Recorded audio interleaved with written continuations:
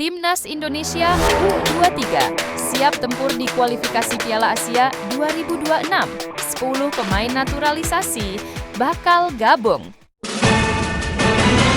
Sebuah langkah besar tengah disiapkan untuk masa depan Timnas Indonesia U23. 10 pemain naturalisasi muda dari berbagai klub Eropa bakal segera dipanggil. Bukan sekadar wacana, ini bisa jadi penentu. Apakah Garuda Muda mampu menembus Piala Asia 2026 atau justru kembali tenggelam dalam bayang-bayang kegagalan? Tapi pertanyaannya sekarang, apakah keputusan ini akan membawa kekuatan baru atau malah menciptakan ketergantungan yang berbahaya pada pemain luar negeri? Saksikan sampai akhir dan tentukan sendiri. Apakah timnas kita sedang membangun kekuatan atau sekadar bermimpi terlalu tinggi? Dan yang paling penting, siapa pemain yang paling layak masuk skuad Garuda Muda menurut kamu? Tuliskan pendapatmu di kolom komentar, karena suaramu juga bagian dari masa depan sepak bola Indonesia. Timnas Indonesia U23 terus mematangkan persiapan menjelang kualifikasi Piala Asia U23 2026 yang akan digelar pada 1 hingga 9 September 2025.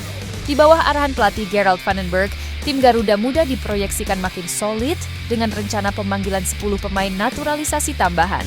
Langkah ini dinilai strategis untuk mendongkrak kualitas tim sekaligus membuka lebar peluang lolos ke putaran final Piala Asia U23 yang akan berlangsung di Arab Saudi.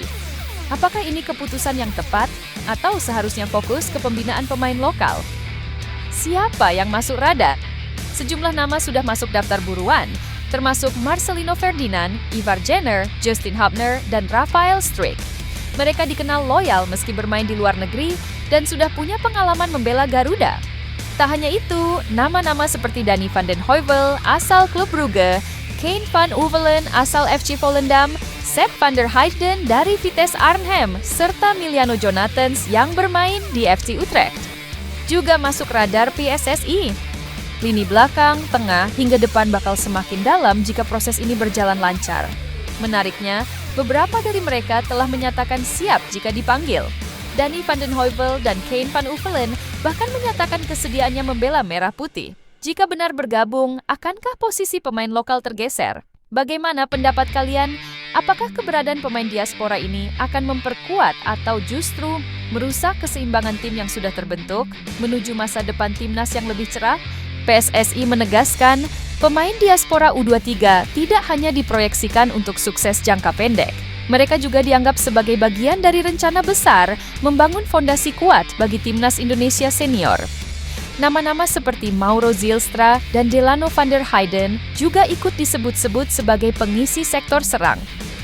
Kolaborasi ini diharapkan menciptakan tim muda yang bisa bersaing tidak hanya di Asia Tenggara, tapi juga Asia secara keseluruhan. Gerald Vandenberg menilai, dengan tambahan pemain naturalisasi dan kekuatan lokal yang sudah terbukti, Indonesia punya peluang besar lolos ke Piala Asia U23 2026. Bahkan, bukan tidak mungkin Indonesia bisa menembus fase-fase akhir. Harapannya, perpaduan pemain naturalisasi dan lokal akan menciptakan timnas U23 yang lebih tajam, solid, dan percaya diri. Tapi di sisi lain, ini juga memunculkan pertanyaan besar. Apakah keberadaan 10 pemain naturalisasi bisa membuat timnas U23 jadi terlalu bergantung pada kekuatan luar negeri? Atau justru ini adalah cara paling realistis untuk mengejar prestasi dalam waktu dekat? Tulis pendapat kalian di kolom komentar. Apakah kamu setuju dengan langkah PSSI ini? Siapa pemain diaspora yang paling kamu tunggu untuk debut di timnas U23?